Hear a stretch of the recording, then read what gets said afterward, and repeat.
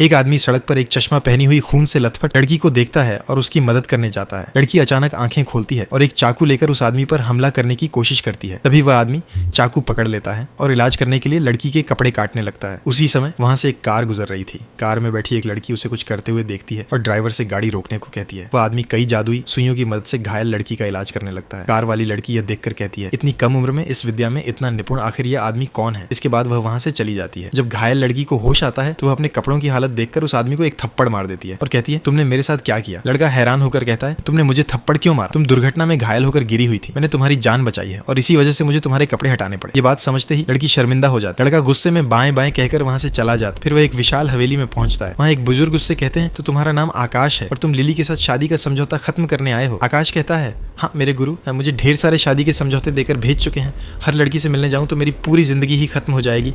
तभी हॉल में लिली आती है और कहती है, माँ मैं ये शादी नहीं तोड़ूंगी। लिली के पिता और दादाजी उससे कहते हैं, तुम क्या कह रही हो, लेकिन आकाश तो तुमसे शादी करना ही नहीं चाहता। लिली कहती है, अगर मैं शादी करूंगी तो सिर्फ आकाश से करूंगी, वरना सारी जिंदगी अविवाहित रहूंगी। और ये कहकर वहां से चली जाती है। लिली की माँ लिली और आकाश को जबरदस्ती एक जगह ले जाती है और लिली से कहती है, ये तुम्हारा होने वाला पति है, तुम दोनों कुछ समय साथ बिताओ।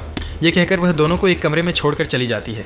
लिली शर्म से लाल हो जाती है और आकाश से कहती है, तुम मेरे कमरे से बाहर निकल जाओ। आकाश कहता है, तुम्हारे माता पिता कमरे के बाहर ही खड़े हैं, क्या तुम चाहती हो कि वे सब कुछ सुन लें। मजबूर होकर लिली अपने बिस्तर को हाथ से हिलाकर आवाजें करने लगती है। कमरे के बाहर खड़े उसके माता पिता यह सब सुनकर खुश हो जाते हैं और वहां से चले जाते हैं। आकाश हंसते हुए लिली से कहता है, तुम बहुत अच्छी एक्टिंग करती हो,